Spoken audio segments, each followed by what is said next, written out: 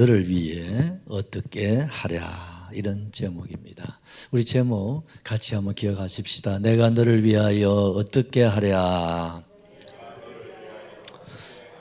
우리 주님이 우리에게 주신 말씀이십니다. 우리 주님이 나를 위하여 어떻게 하랴, 이렇게 여러분 생각하시고 다시 한번 더 말씀을 기억합시다. 내가 너를 위하여 어떻게 하랴. 아멘. 여러분, 우리 오늘 본문 4장 1절에서부터 7절에 있는 말씀을 우리가 생각을 했습니다. 이 선지자의 제자들의 아내 중 한 여인이 엘리사를 찾아와서 대성통곡하면서 울부짖었다, 그렇게 성경은 기록하고 있습니다. 여기 선지자의 제자라고 하면 그 시대에 대표적인 선지자가 엘리사 선지자예요. 또 그와 함께하는 선지자들이 많이 있었다는 거죠. 요즘 말로 같으면 많은 목사님들이 주의 백성과 또 주님의 성도들을 섬겼다, 그렇게 이해를 하시면 되겠습니다. 그 요즘 말로 하면 목사님들 중에서 한 사모님이 엘리사 선지자를 찾아오신 거예요. 그리고서 어떻습니까? 선지자를 붙잡고 그렇게 또 울고 또 울었다는 거예요. 무엇이 그 선지생도의 사모님, 요즘 말하면 목사님 사모님이 그렇게 찾아오셔서 가슴을 치고 땅을 치며 통곡하며 울게 하였을까? 우리가 한번 생각을 해볼 필요가 있겠죠. 그 사연은 다름이 아니라 남편이 세상을 떠났다는 거죠. 그것도 슬픈데 더 심각한 것은 주의 종이 세상을 떠나시고 남은 것은 빚이라는 거예요. 그런데 남편이 살아있어도 빚을 못 갚고 빚이 자꾸 늘어나는 판국에 주의 종이 세상을 떠났으니 그 빚을 갚을 능력은 이제는 완전 사라져버리고, 거기에다가 채주, 돈을 빌려준 사람들이 성화가 보통이 아니에요. 이제 받을 만한 희망이 보이지 않으니까 그냥 포기가 하는 것이 아니라 이제는 막 죽기 살기로 내 돈 내놔라고 막 법석을 뜨니까 이 사모님이 감당할 재주가 없는 거죠. 그 시대의 법은 부모가 빚을 갚지를 못하면 자식을 종으로 데리고 가는 거야. 그러니 이 사모님의 슬픔이 또 거기서 그치는 게 아니라 그래도 이제 두 아들 바라보고 위로받고 또 살아가야 되는데 빚을 갚을 수가 없으니 그 시대의 법에 따라서 두 아들을 종으로 내줘야 된다는 거죠. 그러면 여러분 살겠습니까? 남편이 이런 슬픔에 빚은 빚대로 갚을 능력이 전혀 없고 거기다가 두 아들마저도 그 시대의 법에 따라서 그것도 부모의 빚 때문에 자식이 종으로 끌려가서 종노릇하며 살아가야 하는, 그걸 지키면 바라봐야 하는 어머니의 마음을 여러분 상상이 되지 않습니까? 오늘 우리 한국교회 실상도 그렇게 크게 다르지 않을 것 같아요. 오늘 우리 한국교회 초교파적으로 이래 보면 여러분 100명 이상 되는 교회가 전체 교회 수의 한 10%밖에 되질 않아요. 그러면 90% 정도의 교회가 다 100명 이내의 교회들이죠. 그게 어떻습니까? 100명 이내의 교회들이 여러분 생활이 어렵겠습니까? 여유가 생기겠습니까? 여유가 없지요. 우리가 사는 이 언양 지역에만 하더라도 여러분 100명 이상 되는 교회가 손가락을 꼽을 정도. 그래도 시내만 그렇지 여기 외곽으로 나가면 다 여러분 100명 아니 50명 미만의 교회들이 주류를 이루고 있음을 우리가 볼 수가 있는 것입니다.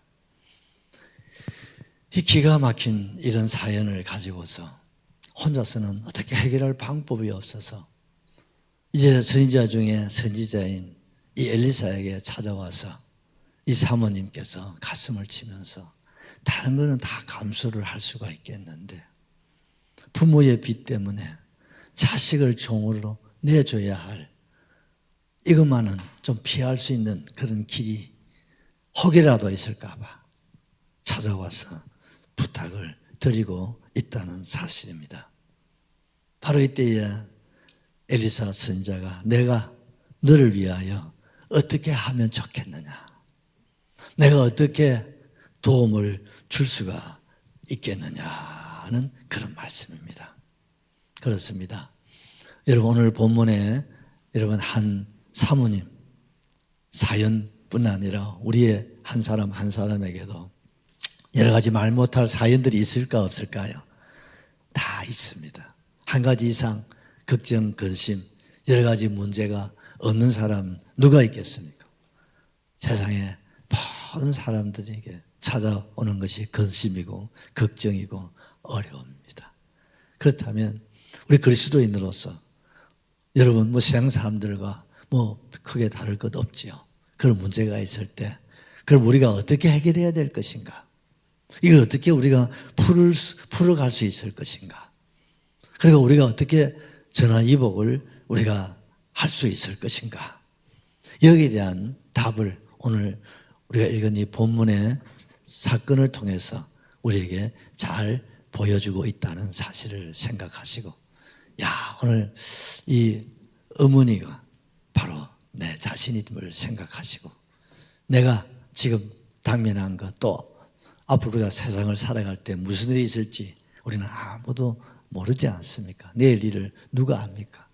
이런 내가 알지 못하고 내가 감당할 수 없는 그런 위기, 그런 어려움, 그런 소원, 그런 문제가 있을 때, 또 질병이 있을 때 우리가 어떻게 처리를 해야 되고 극복을 할 수 있는지를 여러분 꼭 살펴보시고 기억하시고, 또 여러분 이 말씀대로 실천하셔서 모든 것이 합력하여 선을 이루시고 소원을 성취하시고 여러분 마음의 천국을 이루고 가정의 천국의 복을 누릴 수 있는 계기가 될 수 있기를 예수님의 이름으로 축복합니다.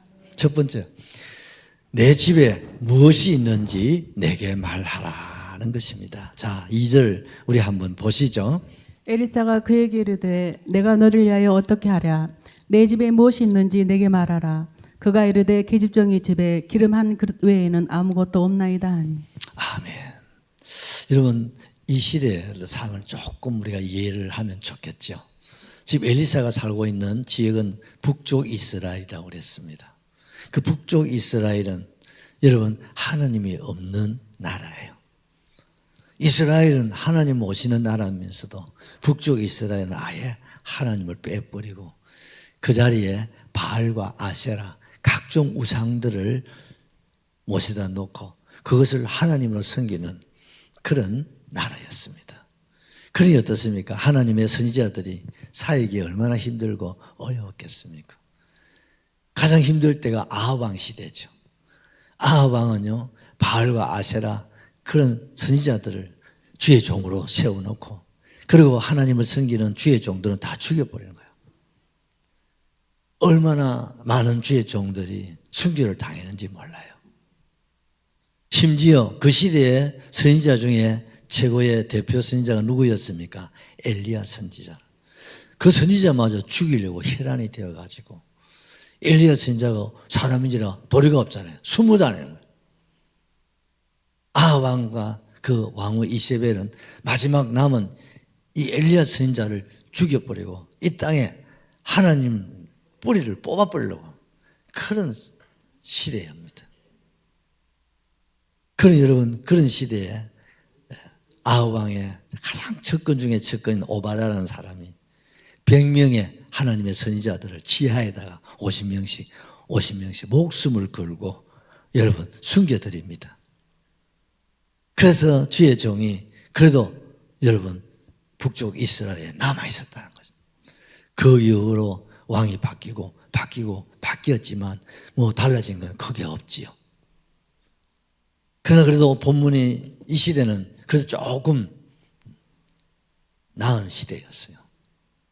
그래서 선지자들이 조금 인정을 받고 대접을 받고 또 그래도 좀 활동하는 일에 크게 위협은 없었다는 거죠. 그러나 국가가 인정을 하지 않으니까 여러분 생활이 얼마나 힘들고 어려웠겠습니까? 그러다 보니까 어떻습니까?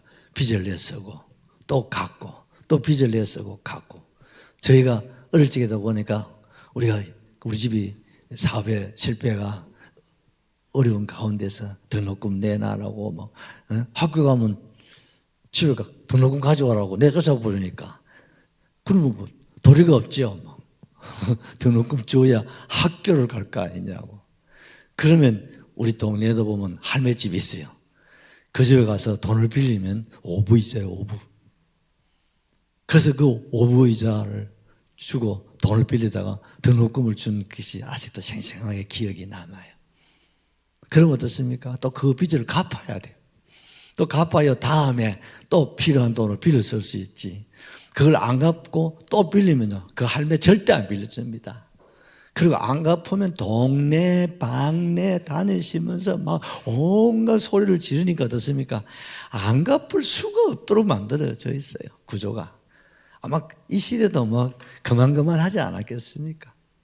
그러냐 주의 종이 돈을 빌려가가지고 갚지 않는다고 고래 소리를 치면 그 사람이 어떻게 할 거요? 굶어도 빚은 갚아야 될 거 아니에요. 그래 이제 갚아가 숨을 좀 돌려나면 또 뭐 하나 불거지면 또 어떻게 해요? 또 할매. 그럼 또 그걸 겨우 이제 갖고 있으면 또 무슨 사건이 나면 또 할매 할 거 아니에요. 옛날 우리 어머니들이 다 그렇게 사시더라고요. 그때는 금융이나 이런 걸 우리가 전혀 알 수 없는 시대였으니까요.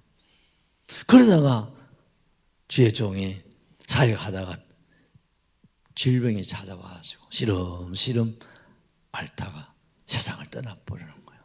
그게 어떻습니까? 또 병치료를 하다 보니까 돈을 빌려야 돼, 안 빌려야 돼요?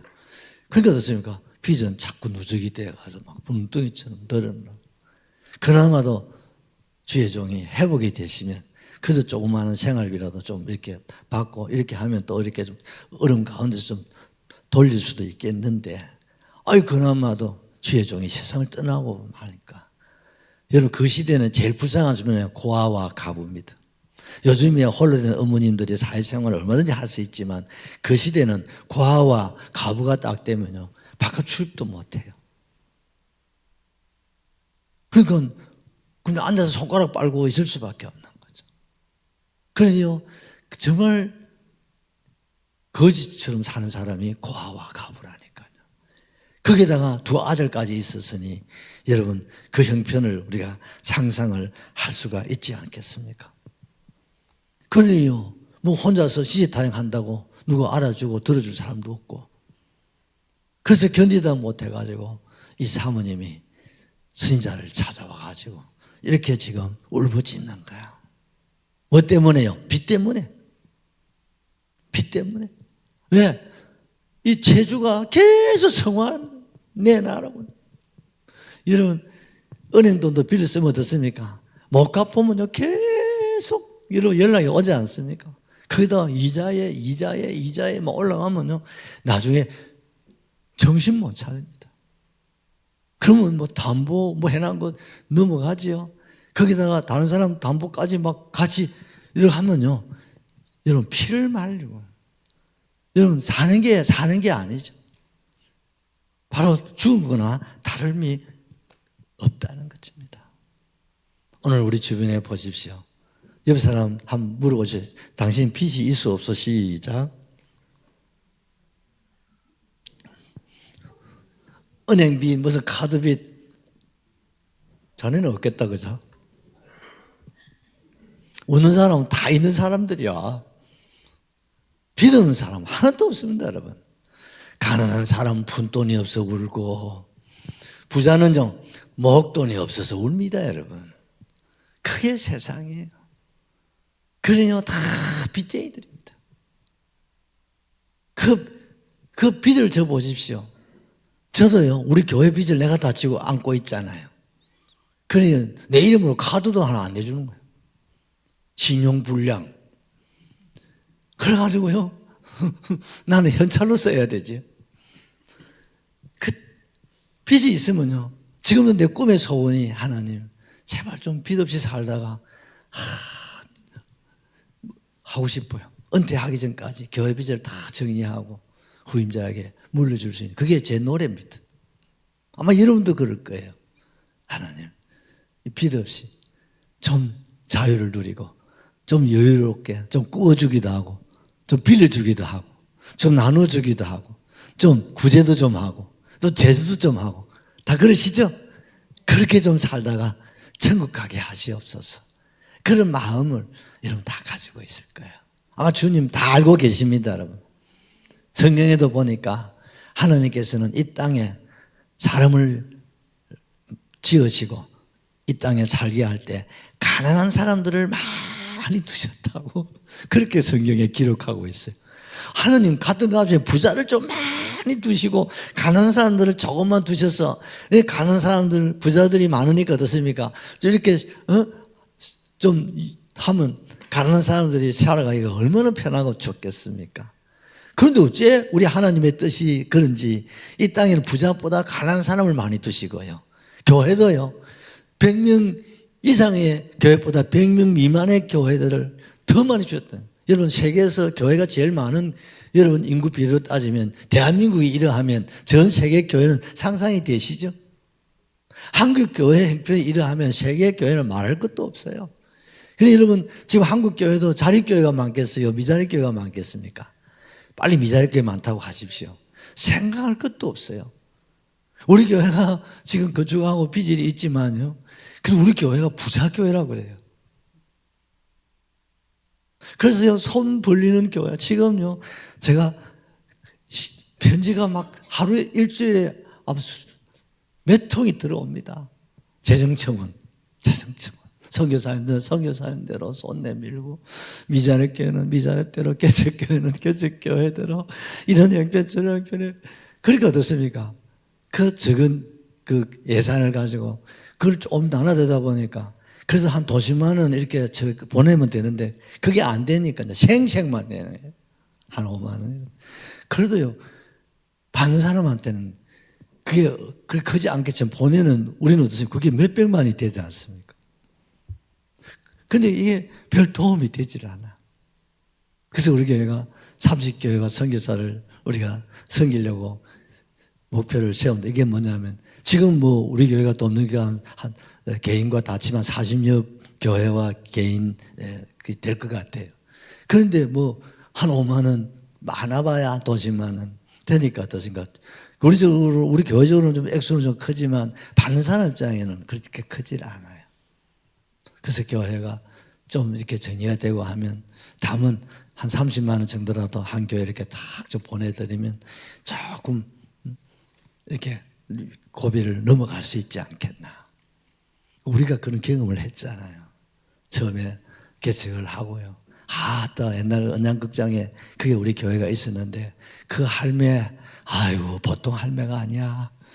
그 두 분이 그래도 말은 또 교회에서 결혼했다 하면서 또 자랑을 하더라마는 월시 하루만 늦어 보십시오. 골목에 다니면서 교회 목사는 뭐하는 목사고, 교회 소망교회는 무슨 교회고, 돈 내놔라 하면 자다가 불 때 자다가 불 때.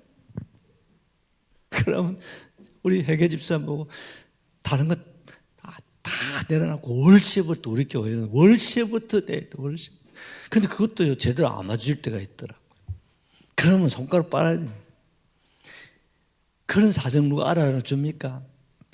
그 칼날처럼 그날 전에 딱딱 갖다 올려야 돼요. 여러분 그렇겠죠. 여러분 오늘 본문에 이 사모님 그 체주 빚쟁이들한테 얼마나 시달렸겠어요. 거기다가 주의 종이 세상을 떠나버리니까 이제는 주의 종도 아니야 이제. 그래 이제는 뭐 볼 것도 없고 뭐 인정사정 없어. 거기다가 받을 희망이 보이지 않으니까 막 어디 가든지 빚을 받든지 아니면 아들 종으로 데리고 가려고, 서로 데리고 가려고. 그리고 이게 여러분 한번 생각해 보세요.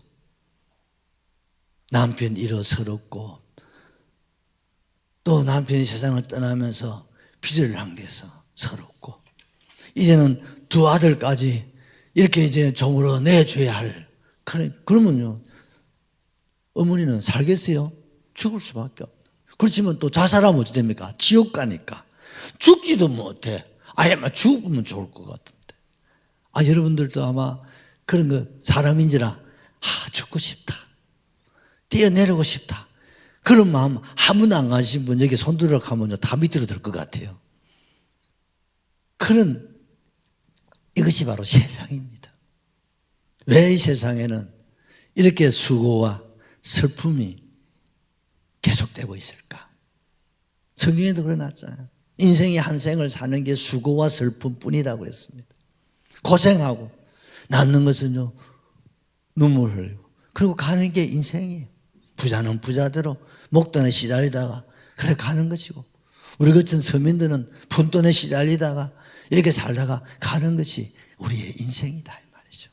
무엇이 여러분 세상을 이렇게 만들었을까? 하나님이 처음부터 세상을 이렇게 그건 아니거든.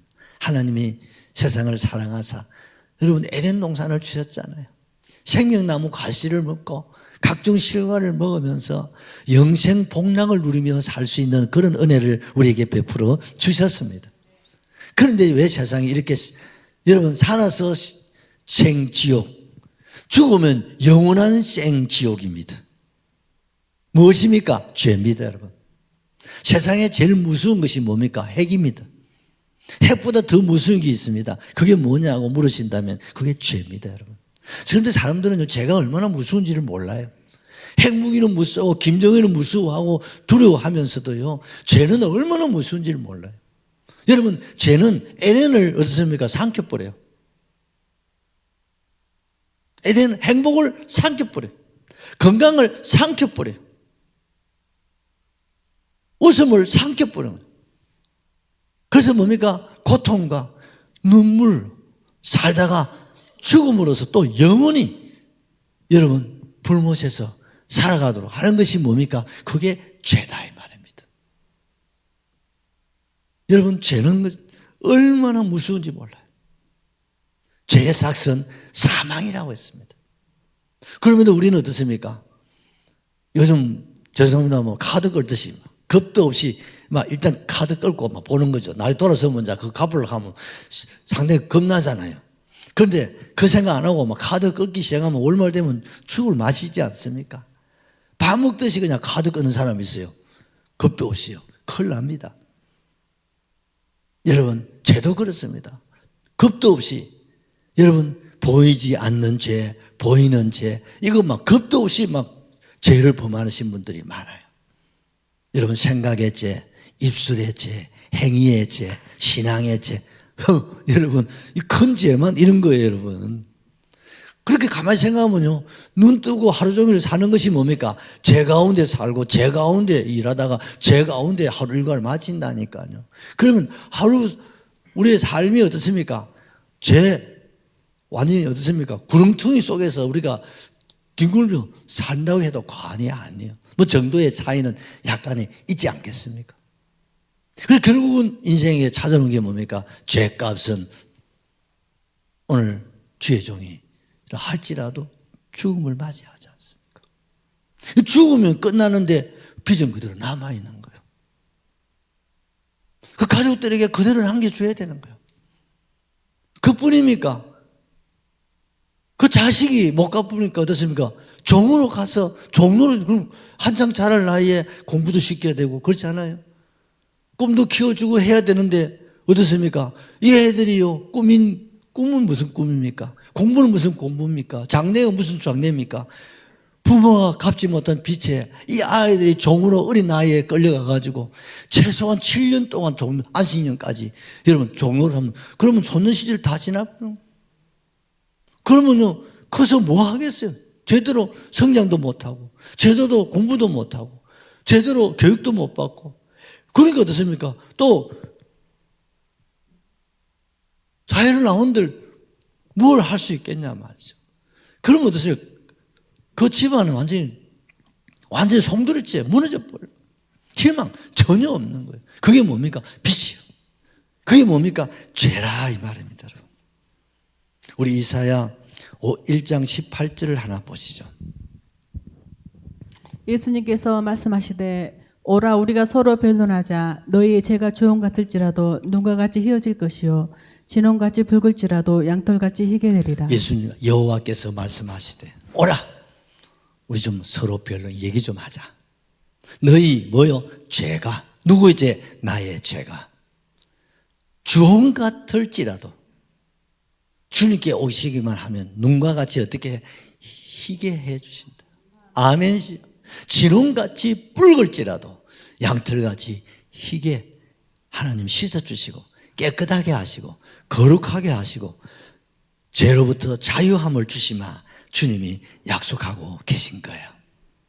오늘 본문에 이 어머니가 빛 때문에 여러분 주의 종을 찾아왔듯이 우리 인생이 지은 이 빛뿐만 아니라 죄의 빛, 그렇죠? 또 이 세상에 모든 사람들이 공통적으로 지은 빛이 있습니다. 그 빛이 무엇이겠습니까? 같이 합시다. 사랑의 빛. 여러분 로마서 13장 8절에 보면 사도 바울도 빛쟁이랍니다. 보시죠. 빛과 사랑의 빛 외에는 아무에게도 아무 빛도 주지 말라. 남을 사랑하는 자는 율법을 다 이루었느니라. 물질적인 빛도 빛이지만 또한 우리에게는 무슨 빛이 있다고요? 사랑의 빛. 여러분 사랑의 빛인 거 맞습니까? 부모님으로부터 사랑의 빛 지었어요? 안 지었어요? 갚았어요? 정의사 갚았나요? 정의사님 갚았나요? 못 갚았죠? 그래요. 그 부모로부터 받은 사랑의 빚을 고스란히 안고 지금 다 있지요? 옆에 사람 쳐다보고 다 빚쟁이요. 무슨 빚? 사랑의 빚. 맞아요, 맞아요. 사랑의 빚. 위로는 하나님으로부터 입은 사랑의 빚. 아래는 부모로부터, 아내로부터, 남편으로부터, 자식으로부터, 형제지간에 모든 게 뭡니까? 사랑의 빚이죠. 또한 무슨 빛이 있습니까? 복음의 빛도 있잖아요. 우리가 전도를 받았잖아요. 저도 우리 근사님 통해 전도를 받았어요. 나도 이 빚을 갚아야 되잖아요. 뭐요? 복음의 빛. 그래서 어떻습니까? 전도하는 거예요. 이 전도하는 것은 다른 게 생각하면 내가 받은 이 복음의 빚을 도로 갚는 거예요. 또한 은혜의 빛도 있다? 여러분 은혜 받았어요? 안 받았어요? 그게 다 빛이요. 그 선물로 받았지만 하나님은 선물로 주셨지만 나는 그 은혜를 빚으로 받아들여야 됩니다. 아멘이시죠? 그 받은 은혜를 흘러보내야 돼. 그 은혜의 빚을 흘러보내야 된다. 맞습니까? 여러분 또한 죄의 빚이 있어요 없어요? 죄의 빚 없는 사람 아까도 얘기했지만 아무도 없다니까. 꼭 돈만이 아니다 이 말이죠. 돈만이야 사랑의 빛, 은혜의 빛, 복음의 빛, 죄의 빛 가만히 생각하면요 참 이것저것 모든 거 생각하면요 모든 게 걸려 안 걸려? 하나도 안 걸렸으면 손 들어봐. 나도 아니에요. 다 걸리고 그 영육간에 우리 모두가 빚더미 위에 있다고 해도 과언이 아닌 거예요. 그 이런 빚을 안고 할 수 있는 게 뭡니까? 눈물 흘리고 가슴 치고 통곡하는 길밖에 없는 거예요. 그런데 혼자서 집 안에서 해반들 그러면 우울증에다가 공황에다가 나중에 보면요 중독까지 일어난다니까요. 그런데 오늘 이 사모님은 어떻게 하고 있습니까? 주의 종을 찾아왔어요. 주의 종을 찾아왔다는 건 뭘 말합니까?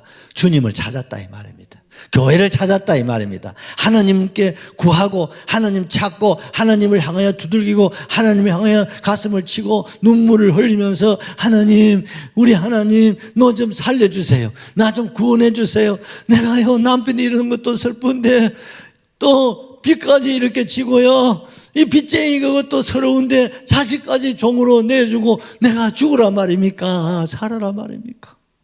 내가 죽으면 좋겠는데 죽지도 않고 또 스스로 목숨을 끊으려면 이건 또 죄 중에 제일 무서운 죄가 되니 그래도 못하겠고 길이 없습니다. 방법이 없습니다. 아무 한치 앞이 보이지 않습니다. 절망입니다. 여러분 이런 사람들이 너무 많아요. 어쩌면 우리 가운데서도요, 이런 절망을 안고 지금 주님 앞에 서 계시는 분도 계실 것 같아요. 여러분, 그러나 여러분, 우리는 낙심하면 안 됩니다. 여러분, 우리는 포기하면 안 됩니다. 여러분, 우리는 그러면 그럴수록 내가 할 수 있는 일은 뭡니까? 주님 앞에 나오는 길이에요. 오늘 본문에 여러분, 이망인 사모님이 주의 종을 찾아서 어떻습니까? 가슴을 치고 통곡을 하면서 울고 또 울고 또 우니까 어떻습니까? 그냥 돌려보낼 수는 없잖아요. 그냥 그대로 있을 수는 없잖아요.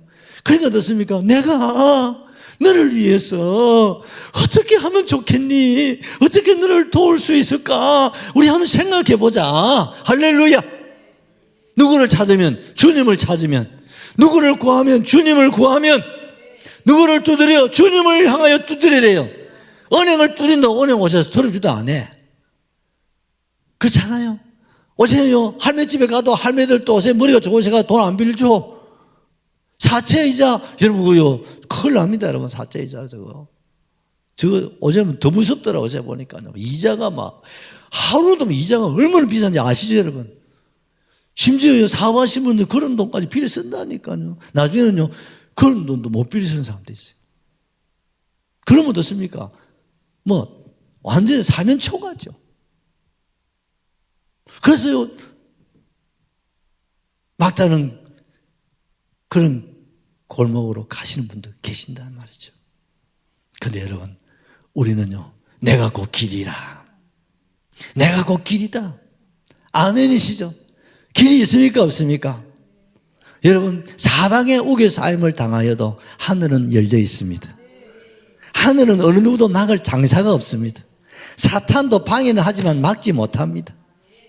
우리는 보이지 않는, 여러분, 사방 우겨싸이고 그것만 보고 막 두들고 울부짖고 하지 말고 열린 하늘을 향하여서 우리가 나오셔야 됩니다. 주님께 나오셔야 됩니다. 주님을 구할 수 있는 기회입니다. 주님 찾을 수 있는 기회입니다, 여러분. 위기는 기회로 만들어내느냐에 그 사람에게 성공, 그 사람에게 행복, 그 사람에게 미래가 있다는 사실을 꼭 기억할 수 있기를 주님의 이름으로 축복합니다. 그리고 오늘 보십시오. 내가 너를 위하여 어떻게 하면 좋겠나? 우리 한번 생각해 보자. 할렐루야. 안 찾아왔으면, 그죠? 안 찾아왔으면, 부르짖지 않았으면 돼요, 안 돼요?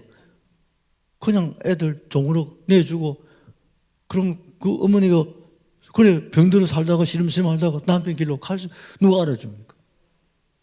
비참한 거예요.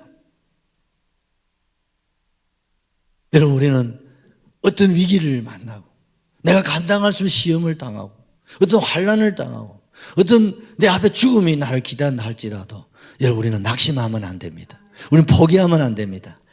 열린 하늘문을 우리가 열어야 됩니다. 구해야 됩니다. 찾아야 됩니다. 두드려야 됩니다.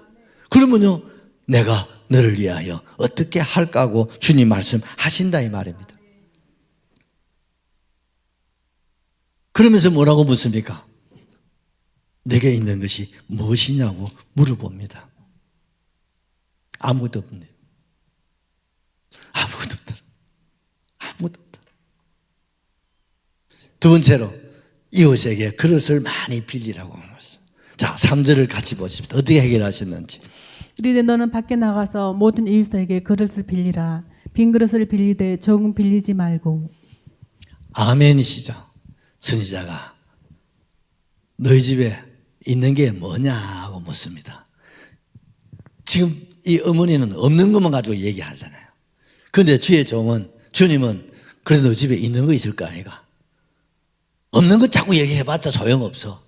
어렵다, 아프다, 뭐 안 된다, 부정적인 그런 단어, 그런 생각, 그런 환경만 쳐다보지 말라는 거예요. 그 답이 있습니까 없습니까? 더 우울해지는 거예요. 더 절망의 늪에 빠지고 헤어날 수 없는 길로만 자꾸 들어갈 수밖에 없는 것입니다.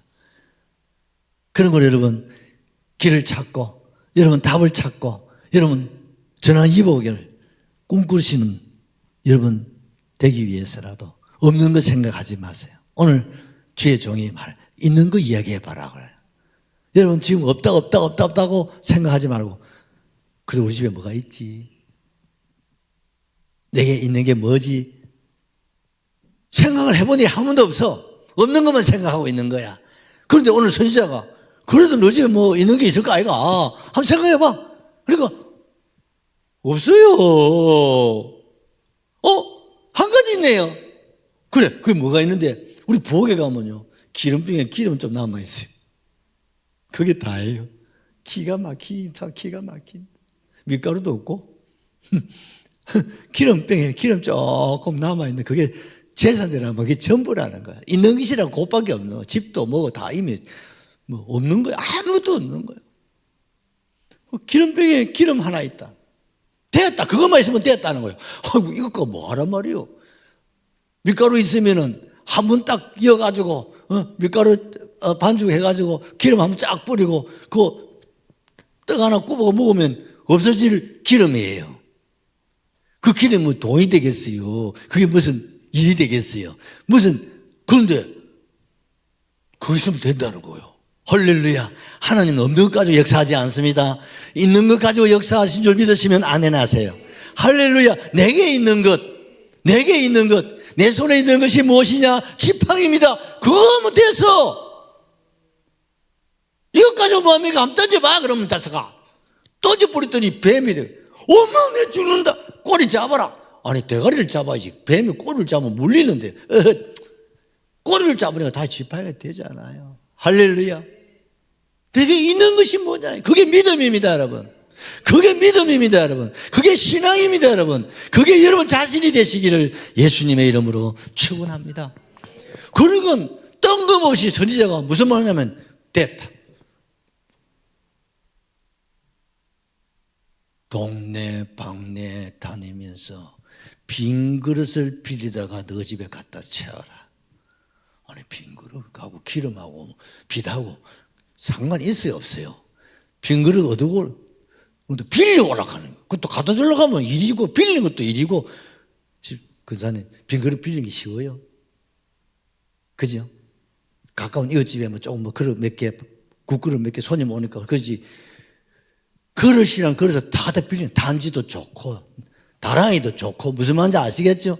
예? 김치 담을 때 물통도 좋고, 하얀 그릇이랑 그릇은 다 빌리다가 집에 갖다 놔라는 거예요. 장립사님 같으면 머리가 좋은데 어찌하실 것 같아요? 빌릴 것 같아요? 얼마나 빌릴 것 같아요? 참내 빌리라 해도 희한한 걸 빌리라고. 아유, 집에 있는 그릇도 뭐 빈 그릇에 쎄지, 안에 내용이 없어 그렇지. 그런데 그것도 부족해. 동네 방네 그릇을 다 빌리다 갖다 채우라니까.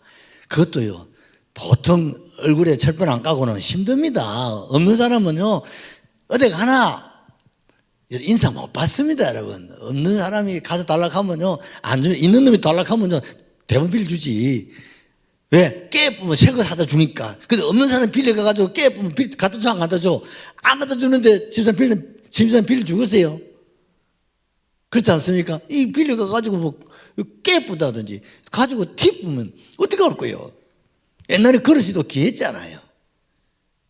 그리고 자기 생각에 지금 과부가 돼가, 과부는 밖에 출입도 잘 못한다니까. 거기다 빚쟁이 소문이 났잖아. 주의 종의 사모님이야. 여러분, 병신도 사모님도 아니고 주의 종의 사모님 되면요, 입장 기반을 생각해봐. 예? 목사가 살아있을 때는 그래도 우리 사모님 가지요.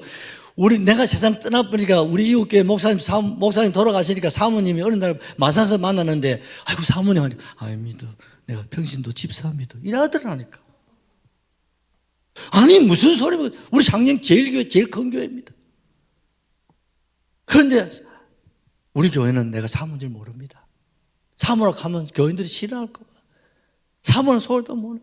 어제 목사님도 은퇴가 나면요, 내가 어느 교회 가서 목사 소리도 못해. 한 몇 주 지나면 알게 되면요, 목사님이 여기 계시면 참 감사한데, 참 내가 설교할 때 부담, 그럼 또 가야 돼. 장로님들은 옮겨도 아무 상관없어. 그런 목사님들이 너무 많아. 그래요, 이 사모님이 거기에 열심히 신앙생활하고 새벽 기도하니까 집사 임명하더리야. 그래도 그래도 통합청에는 은퇴하신 사모님 그래도 근사 임명하신다면서요. 그렇습니까? 우리 고시는 그런 것도 없어. 평신도 사모님 해야 돼요. 사모님 집사 해야 돼, 집사. 60, 70岁 미만이면. 그런데 그릇을 빌린다. 그런데요, 이 사모님이 순종한 거예요. 그릇을 빌리되 조금 빌린 게 아니라 형식적으로 빌린 게 아니라 할 수 있는 데까지만 통사정을 하면서 또 이걸 어떻게 쓸지도 몰라. 그러나 선지자가 주님이 말씀하셨기 때문에 오른편에 가서 그물을 던져라. 순종해. 깊은 데 가서 던지라. 순종하는. 본토 친척을 떠나면 그냥 순종하듯이. 이 사모님도 그저 순종하는 거예요. 이게 어찌 될지 모르고 어떻게 쓸지도 모르고 그냥 그릇을 있는 게 뭐냐. 기름이다. 그러니까 됐다. 그까지 됐고 이제 가서 그릇만 빌리다가 집에 다 채우라는 거예요. 그래서 힘도 않는데 동네 방네 이 동네 저 동네 다니면서 막 거려는 기록을 막 빌리대로 막 빌렸어요. 그래가지고 선지자님 그릇을 빌린다고 좀 빌렸습니다. 그러면 됐다. 방에 들어가서 두 아들하고 문을 딱 닫고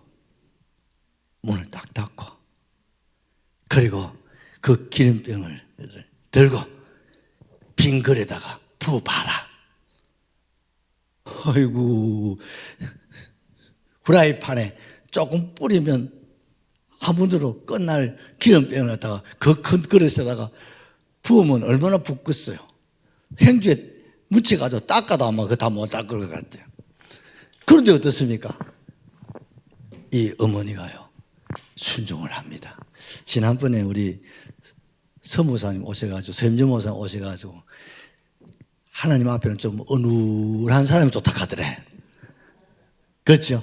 목사도 좀 어눌한 게 좋고, 장로님들도 좀 어눌한 장로가 좋고, 우리 게 장로도 좀 어눌하잖아. 목사도 좀 어눌하고, 근사도 좀 어눌한 근사가 좋아. 너무 똑똑 빠지면 안 돼요. 머리 좋은 근사 되려면 절대 순종 안 해요. 저 집사들도 좀 어눌한 게 좋아요. 그래서 어떻습니까? 뭐가 있노? 하면 기름 20인데 됐다. 빈 그릇 갖다 빌려온나 하면 어눌한 사람들 무조건 순종하는, 머리 좋은 사람들 굴려가지고 뭐 한다고. 왜? 아이고, 참. 빌려도 많이 안 빌려, 그제? 어눌한 우리 은희 집사는 막 이 집 저 집 막 그냥 친정이 어디에 막 댕기면서 막 그릇 갖다 채우겠지만 똑똑한 사람들은요 안 해요. 그 문을 딱 닫고 기도하고 기름병을 가지고 기름을 붓기 시작하는데 한두 방울 하면 서너 방울 머리 조금 흘리고 끝날 그 기름인데요, 딱 세트가 맞잖아.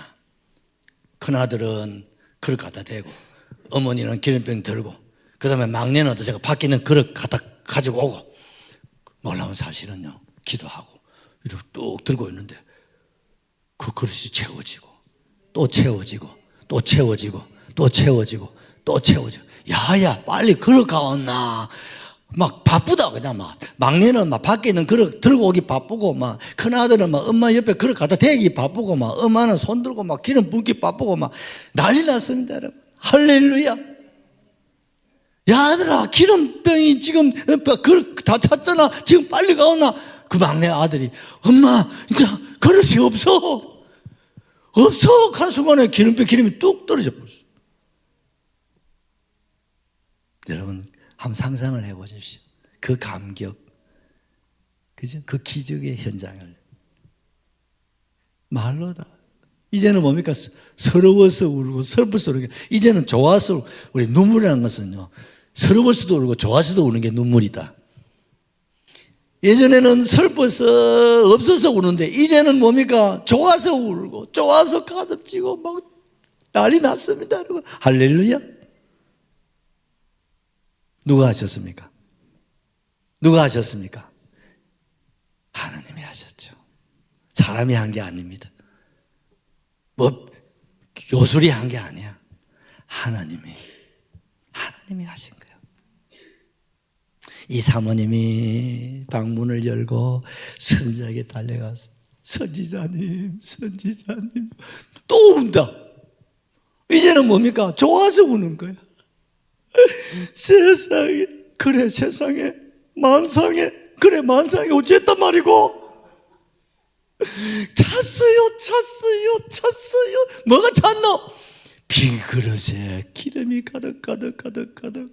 우리 집에 빌려다가 그릇들이 다 채워졌네요. 할렐루야. 그래, 수고했어. 이제는 어떻게 하면 좋습니까? 어떻게 하기는 그거 다 팔아.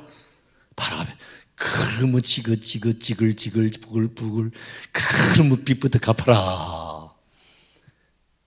그럼 남을 것 같은데요. 잘 됐네. 그럼 많이 빌렸구나. 예? 제가 조금 어눌하지 않습니까? 그래서 미치는 흉내 내가지고 막 그릇이랑 단지고 막 다라이고 막 소죽통이고 막 있는 대로 다 갖다 놨는데 그게 막 기름이 다 차. 그걸 팔아가지고 남은 노후에 생활 자금을 해라. 할렐루야. 하나님은 주시면 빚만 갚아주는 게 아니다. 넘치게 해주십니다. 넘치도록 채워주시는 하나님이심을 믿으시면 아멘 합시다. 할렐루야. 하나님이 채워줍니다. 여러분 문제가 있습니까? 기가 막혀 웅덩이에 빠졌습니까? 억울한 일이 있습니까? 슬픔이 있습니까? 그 혼자 시제탄 해봤자 소용없어. 여러분 누굴 원망한들 무슨 소용이 있겠어요? 누굴 탓한들 무슨 의미가 있겠어요? 여러분 그거 가지고 누구한테 와야 됩니까? 주님께 와야 됩니다. 교회 나오십시오. 그래서 교회는 기도할 수 있잖아요. 내 집은 만민이 기도하는 집이라. 우리 교회는 기도실도 있다. 구석구석이 기도할 수 있고. 어떻습니까?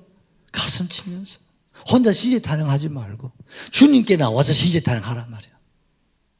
여러분 수냄 여인이 지난주에 말씀드렸잖아요. 5살, 6살 묻는 그 아이가 세상을 떠났을 때 내가 아들 달라고 했습니까? 그런데 아들 주다놓고 데리고 가고 막 울부짖으니까 주님이 살려주셨습니까? 살려주시잖아요. 그 수냄 여인처럼 말입니다. 혼자서 가슴 치고 울면 무슨 의미가 있겠어요? 그걸 가지고 주의 정을 찾아오듯이 나도 어떤 내가 풀 수 없는 거, 해결할 수 없는 거 그거 있으면 주님께 가져오셔야 됩니다. 아멘이시죠? 그거 가져와서 주님께 구하고 찾고 언제까지? 내가 너를 위하여 어떻게 하랴 할 때까지 해야 돼요. 그게 부족하면 안 되는 거예요. 내 기도했잖아요. 어제 누가 얘기했는데 내가요 사과했어요. 그러면 됐잖아요. 사과해가 되는 게 아니고 그 사람을 받아줘야 사과지. 부부간에 자문해서 내가 너한테 사과했잖아. 자문했다고 했잖아. 근데 뭐 당신 내 사과 안 받아줬잖아. 그렇게 하지 말고 사과 받아줄 때까지 빌어야지. 장님사는 빌 것도 없지? 내가 볼 때 그 옆에서 좀 잘라들 것 같은데 끌어가지고 사과를 하면 어떻게 돼요? 그 사람이 풀어줄 때까지 해야 되는 거 맞아 안 맞아요? 그래야 부부 삶이 끝난다. 서임사 알았지? 우리 남자들은 되게 본 거였어. 내 당신 보고 잘못했다 했는데 여자가 말이야 하면 됐지. 내가 그럼 남자가 돼가지고 몇 분을 해야 되는데 그럼 2분 찍인다. 2분 남자들아 3번 찍인다. 저 어떤 사람 보기 딱 보기 5번 찍인 사람 남자도 있겠네요 보니까. 사과를 하는 것은 끝까지 해야 되는 거예요. 맞아 안 맞아요? 기도는 끝까지 해야 되는 거지. 몇 분 했다고 기도했다고 하나님이 웃으신다. 아이고 은희야 아직 안 돼. 더 어머님 아셨죠? 더 엎드려야 돼. 더 납작 낮아져야 돼. 언제까지? 받아줄 때까지. 응답할 때 내가 너를 왜 어떻게 할 때까지 해야 되는 거예요. 그게 성공이에요. 그게 축복이고 그게 응답이고. 맞아 안 맞아요? 그렇게 되지. 다리가 내려앉아가 어찌 안 오고 일을 주어도 거리고 암수도 거리다 그죠? 저 둘이 삐쩍 말라가지고 내가 마음이 아파요.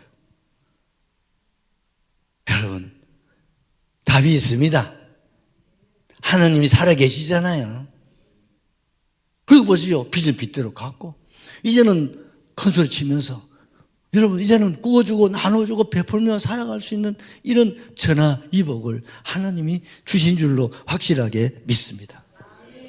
그 하나님, 지금도 우리 하나님, 우리 아버지심을 여러분 꼭 기억할 수 있기를 주님의 이름으로 축복합니다. 빈 그릇이 뭡니까? 빈 그릇이 뭡니까? 여러분 빈 그릇은 누가 준비해야 돼요? 내가 준비해야 됩니다. 누가? 목사님이 하는 게 아니야. 답답한 놈이 시험이 봐야지. 답답은 내가 빈 그릇을 빌리는데 짧게 빌리래요? 많이 빌리래요? 이제 생각을 바꾸세요. 많이 빌려야 됩니다. 아멘이시죠? 빈 그릇이 뭡니까? 회개입니다, 여러분. 빈 그릇이 뭡니까? 기도입니다, 여러분. 빈 그릇이 뭡니까? 감사합니다, 여러분. 빈 그릇이 뭡니까? 순종입니다, 여러분. 아멘이시죠? 영적으로 빈 그릇이 뭡니까? 성령입니다, 여러분. 성령의 기름을 부어야 돼요. 어제 내 빈 그릇, 내 자신의 빈 그릇 안에 성령의 기름 부어야 돼요. 이게 채워지고 채워질 때 비정 넘어가는 거예요. 우리의 길은 열리는 거예요. 형통, 신통, 인통, 물통, 영통 열리게 될 줄로 확실하게 믿습니다. 주여, 내가 오늘 이 어머니입니다. 그런 심정을 가지십시오. 그리고 오늘 대림절 주의 성탄을 바라보시고 내 자신을 바라보고 주님께 나오셔서 겸손하게 주님 구하고 내 모든 형편과 사정을 아뢰고 의논하시고 답을 찾으십시오. 그러면 주님이 채워주실 것입니다. 누르고 흔들어 넘치도록 안겨주실 줄로 확실하게 믿습니다. 할렐루야 하시고 우리 통성으로 기도하십시다. 할렐루야.